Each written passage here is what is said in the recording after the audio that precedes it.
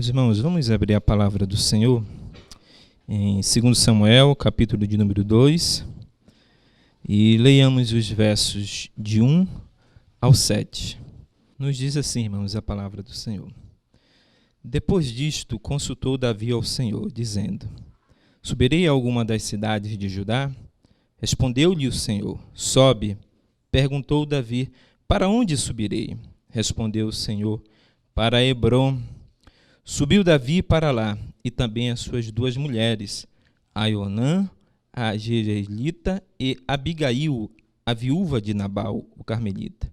Fez Davi subir os homens que estavam com ele, cada um com sua família, e habitaram nas aldeias de Hebrom. Então vieram os homens de Judá, e ungiram ali Davi, rei sobre a casa de Judá. E informaram Davi de que os homens de Jabes-Gileade foram os que sepultaram Saul. Então enviou Davi mensageiros aos homens de Jabes-Gileade para dizer-lhes: Benditos do Senhor, sejais vós por esta humanidade para com o vosso Senhor, para com Saul, pois o sepultastes. Agora, pois, o Senhor use convosco de misericórdia e fidelidade, e eu vos recompensarei esse bem que fizerdes. Agora, pois, sejais fortes as vossas mãos, e sedes valentes, pois Saul, vosso Senhor, é morto, e os da casa de Judá me ungiram rei sobre si. Oremos ao Senhor, irmãos. Senhor nosso Deus, te damos graças pela tua palavra, o teu registro fiel, que nos revela, ó Deus, quem és tu. Nos mostra a grandeza que há em teu nome, a majestade que há em ti, a fidelidade que há em tua aliança, a grandeza dos teus eternos propósitos e de como o Senhor age na história em favor da redenção do teu povo. Pedimos nesta noite, Senhor, depois de termos lido o registro da tua palavra, que o teu Santo Espírito ilumine o nosso entendimento, o nosso coração, nos dando a compreensão fiel e exata das Escrituras, aplicando em nossas vidas e nos capacitando, ó Deus, a vivermos cada dia conforme tudo aquilo que o Senhor nos ensina nesta noite. Dá-nos a tua graça, a tua bênção, para ouvirmos e atentarmos à tua instrução, à tua exortação, ao teu consolo e ao teu ensino nesta noite sobre nossas vidas.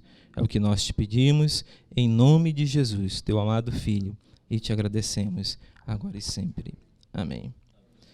Meus irmãos, eu creio que todos nesta noite já tiveram a talvez triste e amarga experiência de esperar por algo, e esse algo nunca chegar.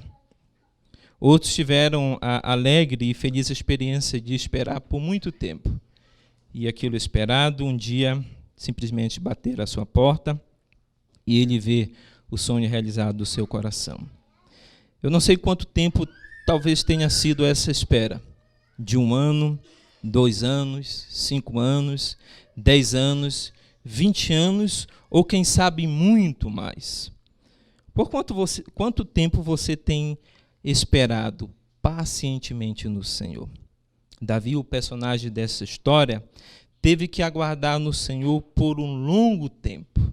Ele soube olhar e esperar no Senhor até o cumprimento de todas as suas promessas e propósitos em sua vida. Por isso, irmãos, como Davi, nós devemos olhar para o Senhor e esperar nele em qualquer circunstância. Repetindo, como Davi, nós devemos olhar para o Senhor, somente para ele, esperar nele em qualquer circunstância. A espera do Senhor, então, irmãos, como nós veremos nesse texto lido, ela envolve 3 atitudes da nossa parte. Primeiramente, ela envolve buscar a direção do Senhor. Segundo, envolve obedecer ao Senhor. E, em terceiro lugar, envolve esperar pacientemente nele. Ou seja, a espera no Senhor envolve 3 atitudes: buscar a direção do Senhor, obedecer à vontade do Senhor e esperar pacientemente nele. O texto lido nessa noite, irmãos, nos fala a respeito da ascensão de Davi ao trono de Israel. Nós já vimos em outras exposições que durou algumas semanas ou talvez alguns meses, belas exposições feitas no livro de 1 Samuel. E talvez tenhamos notado que o autor, desde o capítulo de número 8 até o capítulo de número 31 desse livro de 1 Samuel, ele traça a história paralela de dois personagens. Primeiramente, a história do rei Davi, o primeiro rei de Israel, que foi ungido por Samuel e que teve um reinado, infelizmente, fracassado. E por outro, nós temos a história de um outro personagem, aquele que é considerado pelos historiadores como o maior rei de Israel de todos os tempos, que foi o jovem rei Davi, que foi também ungido pelo Senhor, pelo mesmo profeta Samuel, mas que teve que aguardar pacientemente no Senhor, até o dia que Deus o vindicou. Deus o fez subir até o trono e então cumpriu exatamente seus propósitos e promessas em sua vida. O interessante é nós percebermos, isso talvez não fique tão claro na leitura de 1 Samuel, é que a espera de Davi foi uma espera muito longa. Não apenas longa, irmãos, mas uma espera muito sofrida. Não há como, por mais que o livro de Atos, no capítulo de número 13, nos informe a respeito da duração do reinado de Saul, não há como nós garantirmos que o reinado de Saul, à luz de Atos 13, tenha sido um reinado de 40 anos. Há uma imprecisão no significado da expressão ali, 40 anos, de que pode estar se referindo ao ministério profético de Samuel ou ao próprio reinado de Saul. O consenso dos estudiosos da Bíblia, irmãos, então, é que o reinado de Saul durou aproximadamente de 20 a 40 anos. Por mais que o reinado de Saul tenha sido um reinado de 20 anos, nós podemos considerar que a espera de Davi foi uma espera muito longa. Mas não apenas uma espera muito longa, irmãos, uma espera muito amarga, muito sofrida. Davi teve que, muito cedo, viver como peregrino, como estrangeiro em terras, até mesmo dos seus inimigos, para escapar das ameaças do seu inimigo Saul. Nós vimos em exposições passadas que ele teve que se fingir de louco entre os seus inimigos, entre os filisteus. Em outro momento, ele teve que buscar refúgio em uma cidade dos filisteus e até correr o risco de lutar contra o seu próprio rei, contra o seu próprio povo. E essa história, irmãos, nos mostra, então, que a história desses dois reis, Saul por um lado e Davi por outro, no livro de 1 Samuel, nos mostra que há inúmeros contrastes entre esses dois personagens. E esses contrastes, eles são bastante destacados dentro do texto. Uma simples leitura desses capítulos, nós perceberemos que o autor deixa muito claro que há uma diferença gigantesca entre Saul, o rei imprudente, e Davi, o rei piedoso, devoto e temente a Deus. E um desses contrastes, irmãos, que nós podemos perceber na leitura de 1 Samuel, é que Davi, diferentemente de Saul, ele buscava o Senhor. Ele tinha interesse em buscar o Senhor. Nós podemos ver, por exemplo, que Saul é descrito no texto de 1 Samuel como um rei impetuoso, imprudente, arrogante. Temos visto que ele agia muito pelo impulso em resposta às circunstâncias. Por isso, Saul é descrito como um homem sem sabedoria para governar sobre o povo da aliança, e muito menos para, como corregente de Deus, representá-lo e fazer a sua vontade entre o seu povo. Já em sua primeira missão, veja lá o capítulo de número 11 de 1 Samuel, versículos 1 ao 15. Capítulo 11 de 1 Samuel, versículos 1 ao 15, nós já podemos perceber no relato desse texto quanto que Saul não tinha a disposição no seu coração em buscar a Deus. Esse relato, que começa no versículo 1 e vai até exatamente o versículo de número 15, que nos fala sobre a vitória de Saul sobre os amonitas, se deu em uma circunstância em que os amonitas ameaçaram os moradores de Jabes de Gileade. E então, Saul, versículo de número 6 diz: e o Espírito de Deus se apossou de Saul quando ouviu essas palavras, e acendeu-se sobremodo a sua ira. Saul, então, a partir dessa notícia de que os amonitas eles iriam invadir a cidade de Jabes e matar todos os seus habitantes, ele então, tomado pelo Espírito de Deus, ele avança contra os seus inimigos, e pela graça do Senhor, pela força do Senhor, pela misericórdia do Senhor e a sua fidelidade à sua aliança, Deus livra o seu povo da opressão dos seus inimigos. E exatamente nessa circunstância aqui, irmãos, que Saul é declarado rei sobre Israel. Veja o que diz o versículo 12 até o versículo de número 15. Então disse o povo a Samuel: quem são aqueles que diziam, reinará Saul sobre nós? Trazei-os para aqui, para que o matemos. Porém Saul diz: hoje ninguém será morto, porque no dia de hoje o Senhor salvou a Israel. E Samuel ao povo: vinde, vamos a Gilgal, e renovemos ali o reino. E todo o povo partiu para Gilgal, onde proclamaram Saul seu rei, perante o Senhor, a cuja presença trouxeram ofertas pacíficas, e Saul muito se alegrou ali com todos os homens de Israel. Se você fizer uma leitura mais atenta, a partir do versículo de número 1, você perceberá que Saul partiu para a batalha contra os seus inimigos sem consultar a Deus. Ele não buscou saber qual era a vontade do Senhor, se aquele era o tempo do Senhor, se era o momento determinado por Deus, ou se ele deveria aguardar até a segunda ordem do Senhor. Não, simplesmente Saul sai para o campo de batalha. E talvez nos perguntemos, por que então, Jacó? No versículo de número 6, nós temos o Espírito se apoderando de Saul. Ora, isso já havia acontecido no passado com um importante personagem da história de Israel, que foi exatamente Sansão. Assim como o Espírito em algumas vezes sobreveio sobre Sansão e o capacitou de uma força sobrenatural para que ele lutasse contra os inimigos de Deus e ele então libertasse o povo de Israel da opressão dos seus inimigos, da mesma forma, irmãos, o Espírito veio sobre Saul e o capacitou para que na batalha ele pudesse vencer os inimigos do povo de Deus. Esse é um triste exemplo, irmãos, de como Saul, de fato, não tinha interesse em buscar a vontade do Senhor. Outro episódio que marca a falta de maior dependência e intimidade de Saul com o Senhor, o que revela seu coração, explicando o fato dele não ser um homem segundo o coração de Deus, se dá na batalha contra os filisteus, em que Davi derrota o gigante Golias. Novamente, nessa passagem, o capítulo de número 17, se você fizer a leitura atenciosa do texto, você vai perceber que Saul também não buscou a vontade do Senhor.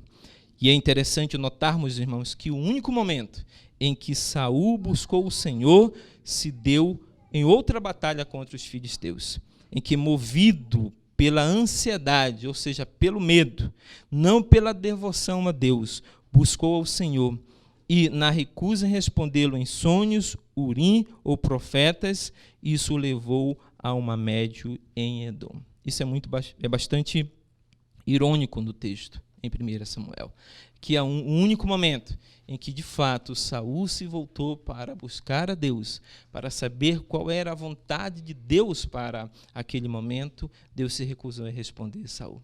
Deus fechou as portas, Deus silenciou, Deus nada disse a Saul. E ele não fez isso, e o texto é muito claro. Vamos lá para o capítulo de número 25. Vejam o que diz o versículo de número 8. Versículo de número 8. Capítulo 28, versículo de número 5. 1 Samuel 28, 5 diz assim: vendo Saul o acampamento dos filisteus, foi tomado de grande medo, e muitos se estremeceu o seu coração. O que levou Saul, irmãos, a buscar o Senhor não foi exatamente a devoção do seu coração.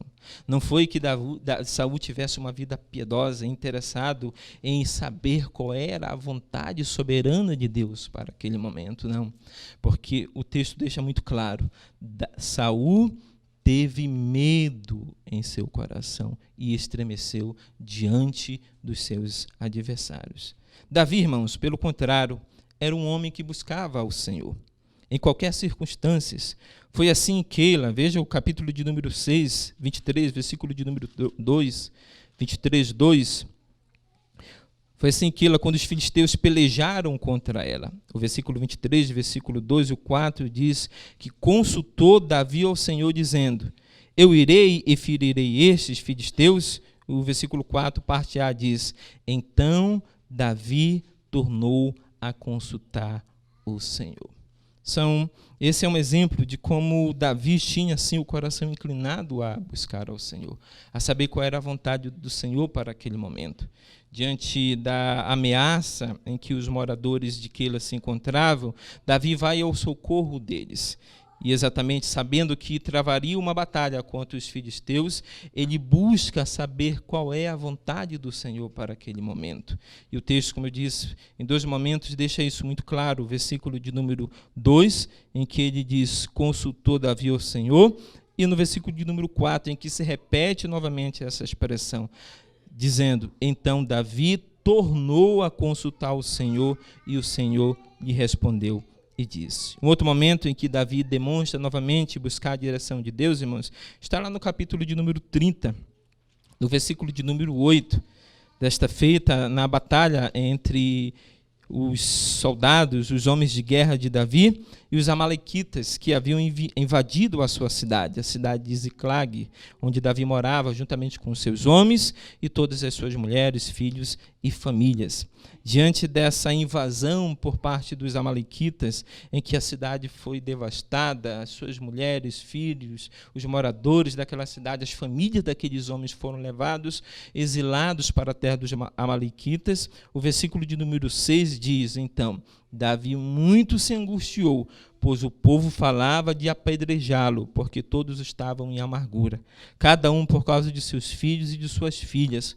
Porém, Davi se reanimou no Senhor, seu Deus. E o versículo 7 e 8 diz: disse Davi a Abiatar, o sacerdote, filho de Aimeleque: traze-me aqui a escutola sacerdotal. E Abiatar trouxe a Davi. E o versículo 8 então diz: então consultou Davi ao Senhor, dizendo: perseguirei eu o bando? Lançá-lo-ei? Alcançá-lo-ei? Respondeu o Senhor: persegue-o, porque de fato o alcançarás e tu libertarás. Nós podemos ver, irmãos, claramente nesse texto o interesse e a disposição do coração de Davi em buscar a vontade do Senhor em toda e qualquer circunstância. Assim deve ser o crente, irmãos, diante de uma longa espera. Ele deve primeiramente buscar saber qual é a vontade do Senhor. Mais adiante nós falaremos nas aplicações como isso deve se dar em nossa vida. Uma outra atitude que nós devemos ter ao esperar no Senhor, irmãos, não é apenas buscar a vontade dEle. A vontade dEle, na verdade, já está revelada em sua palavra, a sua vontade para as nossas vidas. Mas uma segunda atitude que nós podemos perceber em Davi, lá no capítulo de número 2, versículo 12, que acabamos de ler, o versículo 1 diz que Davi consultou ao Senhor, segundo Samuel 2:1, e o versículo de número, a parte B diz: subirei a alguma das cidades? Respondeu o Senhor. Sobe, perguntou Davi, para onde subirei? Respondeu, para Hebrom. E o versículo 2, a parte A, diz então: subiu Davi para lá, e também as suas 2 mulheres. Nós podemos perceber nesse relato, irmãos, a inteira disposição do coração de Davi em obedecer ao Senhor. O Senhor havia dito a ele que ele partisse para Hebrom, e foi exatamente o que Davi fez. Nós podemos perceber também dentro do livro de 1 Samuel, dentro da história de contrastes entre Saul e entre Davi, que não era assim com Saul. Saul tinha um coração resistente a obedecer à vontade do Senhor. Nós podemos ver em Saul, em alguns episódios, a falta de total obediência ao Senhor. Por exemplo, no capítulo de número 13 de 1 Samuel, versículo 8 ao 14, contrariando a instrução do profeta Samuel, no capítulo de número 10, versos 6 ao 8, através do qual Saul deveria encontrar com o profeta em Gilgal, para oferecer sacrifício ao Senhor antes de irem à batalha. O que Saul fez? Ele se antecipou. Ele viu que Samuel não chegava. Capítulo de número 13, versículo de número 8. Vamos para 1 Samuel 13, 8. que nos diz assim: esperou Saul 7 dias, segundo o prazo determinado por Samuel. Não vindo, porém, Samuel a Gilgal, o povo se foi espalhando dali. Então disse Saul: trazei-me aqui o holocausto e as ofertas pacíficas. E ofereceu o holocausto.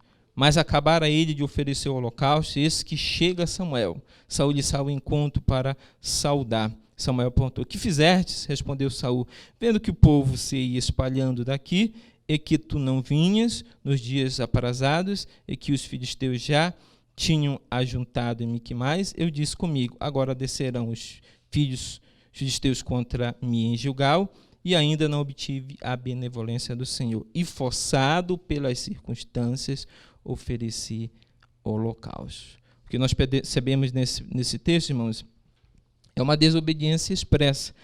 Aquilo que Samuel havia dito a Saul, e está lá exatamente no capítulo de número 10, versículos 6, 7 e 8, mais especificamente no versículo de número 8.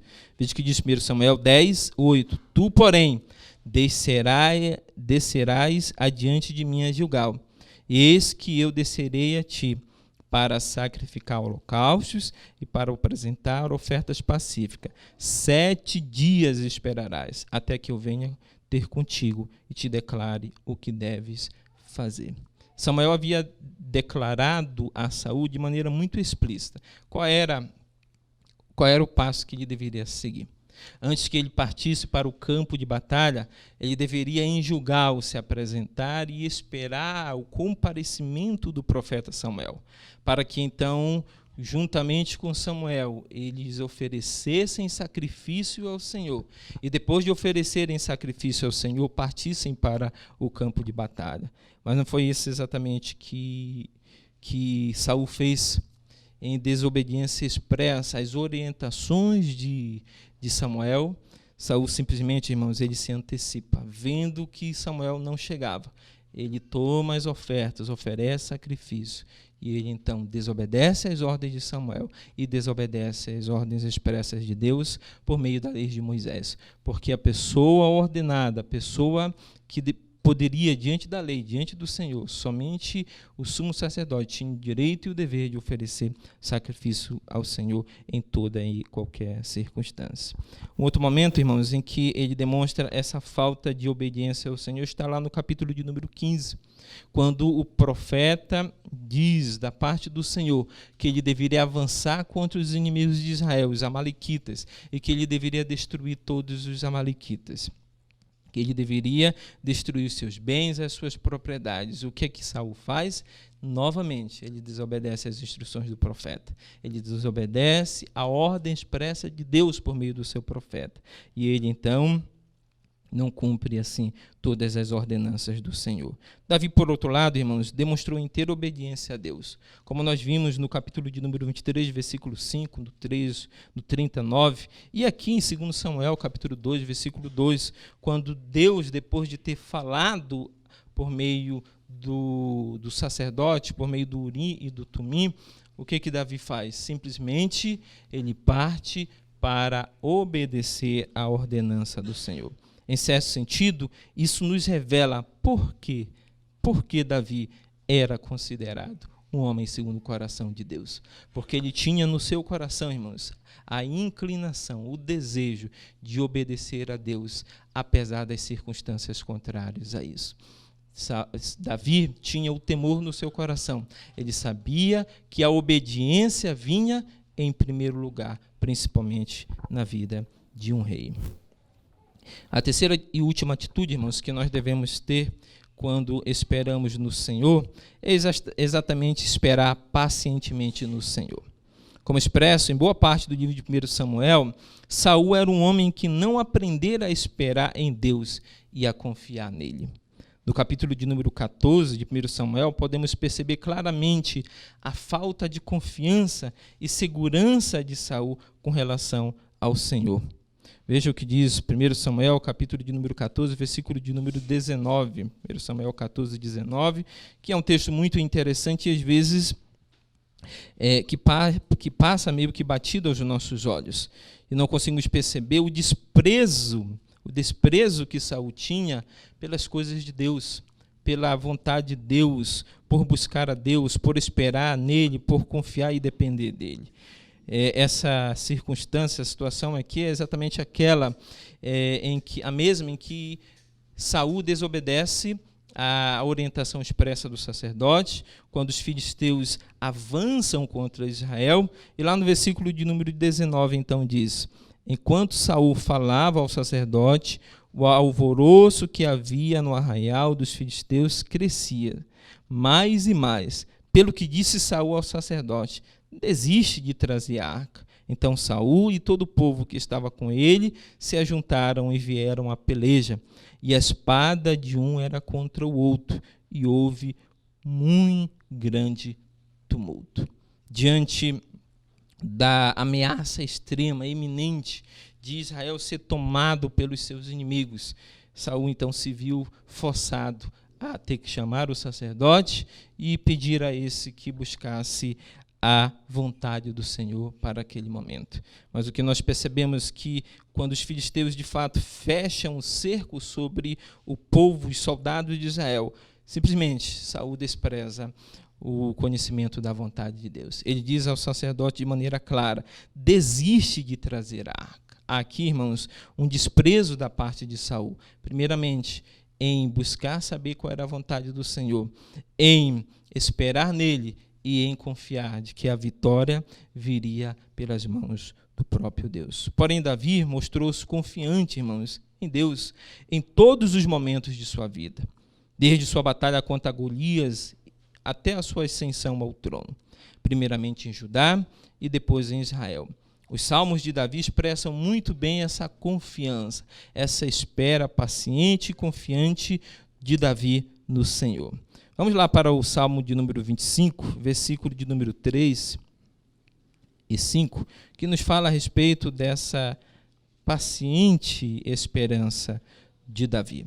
O Salmo 25, versículo de número 3, nos diz assim, o salmista nos diz: com efeito dos que em ti esperam, ninguém será envergonhados. Envergonhados serão os que sem causa procedem traiçoeiramente. Parte A, com efeito dos que te esperam, ninguém será envergonhado. E o versículo de número 14 do capítulo de número 27, 14, o salmista então nos diz assim: espera pelo Senhor, tem bom ânimo, fortifica-te o teu coração, espera, pois, pelo Senhor. No Salmo 37, versículo de número 7, novamente o salmista expressa essa espera paciente no Senhor. Ele diz: descansa do Senhor e espera nele. Não te irrites por causa do homem que prospera em seu caminho, por causa dos que leva a cabo os seus maus desígnios. No Salmo 40, versículo de número 1, novamente o salmista expressa essa confiança no Senhor, esse esperar confiante no Senhor. Ele diz, no versículo de número 1, esperei confiantemente pelo Senhor.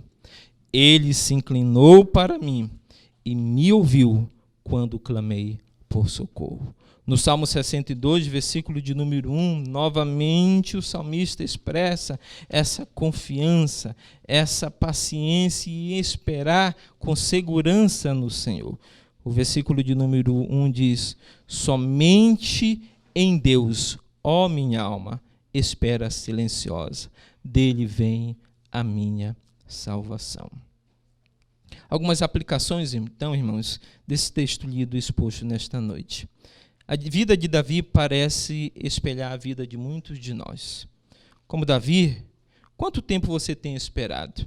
E o que você tem exatamente esperado? Por um namoro, um noivado, um casamento, a conversão de um cônjuge, de seu filho, ou quem sabe de toda a sua família? A cura de uma enfermidade física, emocional ou psicológica? Irmãos, como visto na exposição desta noite, o mais importante não é o que nós esperamos, em se tratando de coisas desta vida, ou quanto esperamos, se por um tempo curto ou muito longo. E sim, irmãos, o mais importante é em quem e como nós esperamos. Devemos esperar em Deus, confiando absolutamente em sua sabedoria e obedecendo a sua vontade claramente revelada em sua palavra, a Bíblia Sagrada, que nos ensina de maneira muito clara a criarmos os nossos filhos na disciplina e na demonstração do Senhor. As mulheres a serem submissas aos seus maridos e, por meio de seu bom testemunho, sem palavras, a ganharem eles para Cristo Jesus. Está lá em 1 Pedro 3:1. A não andarmos ansiosos por coisa alguma, é o que Paulo diz lá em Filipenses capítulo de número 4, versículo de número 6, quando ele diz que nós devemos fazer conhecido do Senhor em oração e petição todas as nossas necessidades. E aquilo que Paulo diz em Romanos 8, 38 ao 39, quando ele diz: nem a morte, nem a vida, nem os anjos, nem os principados, nem as coisas do presente, nem do porvir, nem os poderes, nem as alturas, nem a profundidade, nem qualquer outra coisa poderá, irmãos, nos separar do amor de Deus que está em Cristo Jesus, nosso Senhor. Como esse texto, então, irmãos, ele nos leva a Cristo, que é exatamente o centro de toda a Bíblia Sagrada, a mensagem de toda a Bíblia Sagrada. Davi esperava por um trono e um rei que lhe foi prometido pelo Senhor. Este reino seria um reino terreno aqui nesta terra, como qualquer reino terreno, marcado por inúmeras contradições e imperfeições, como nós podemos perceber claramente em 1º e em 2º Samuel. Aliás, o próprio livro de 2 Samuel deixa bem claro essas contradições, por exemplo, no reinado de Davi. Os 10 primeiros capítulos de 2 Samuel destacam o bom começo do reinado de Davi.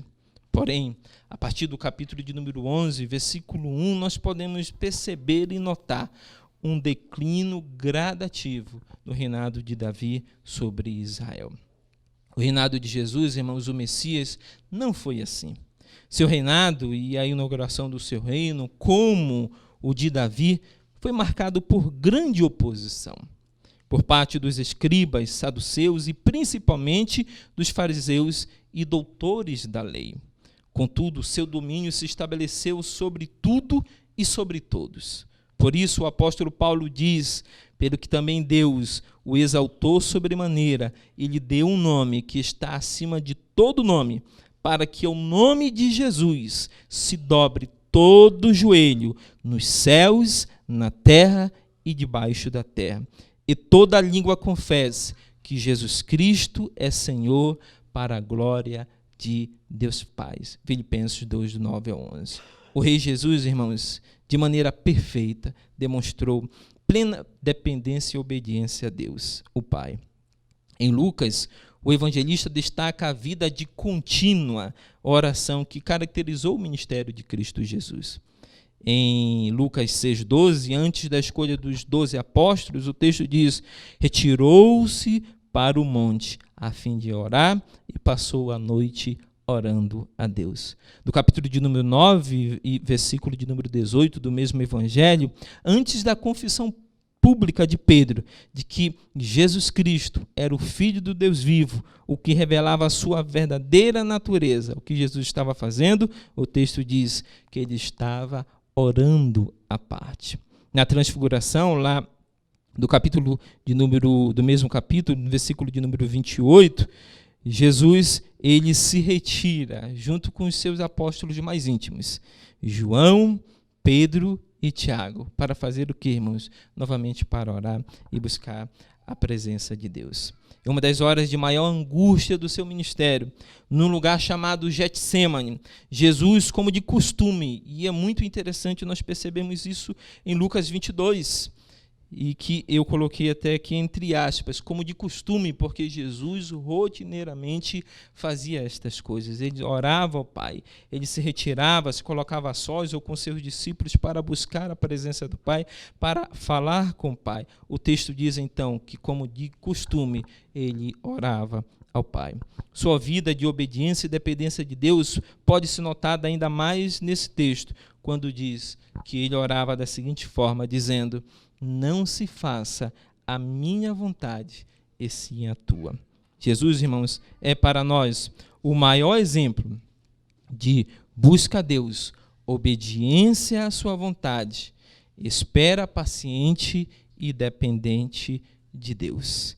E que Deus nos dê a graça de olharmos não primeiramente para Davi, que para nós é um bom exemplo do quanto que nós devemos buscar a Deus, do quanto que nós devemos obedecer a Deus e do quanto que nós devemos esperar confiadamente nele. Mas o maior exemplo para nós, irmãos, o padrão perfeito é o nosso Senhor Jesus Cristo. Ele soube buscar a vontade de Deus, ele soube obedecer à vontade de Deus em todos os momentos da sua vida, mesmo em condições contrárias à realização dessa vontade, como, por exemplo, o momento do sofrimento no Getsemane, o momento em que seus discípulos posteriormente os abandonaram. Ele soube buscar e cumprir a vontade do Senhor. E ele soube pacientemente esperar. Esperar o quê? A sua vindicação.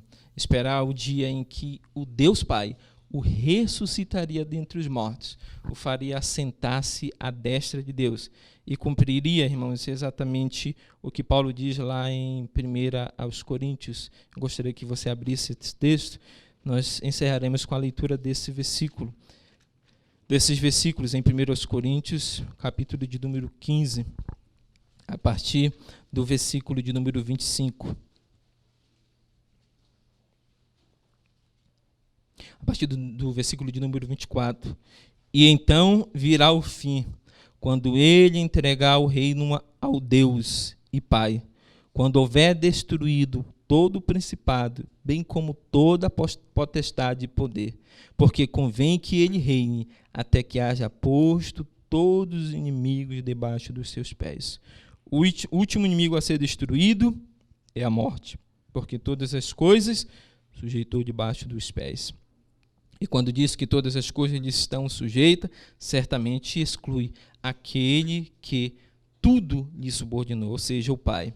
Quando, porém, todas as coisas lhe estiverem sujeitas, então o próprio Filho também se sujeitará àquele que todas as coisas lhe sujeitou, para que Deus seja tudo em todos. Essa expressão muito clara, irmãos, é um exemplo muito claro da busca de Cristo à vontade do Pai, da obediência do Filho ao seu Pai e da espera paciente do Filho pela vindicação do Filho, que o ressuscitaria dentre os mortos, fazendo com que ele, depois de um ministério de sofrimento, humilhação e rejeição, ele fosse então exaltado à destra de Deus, ele fosse colocado nas alturas, ele fosse colocado à direita de Deus e receberia do Pai, como Paulo diz, o nome que está acima de todo nome.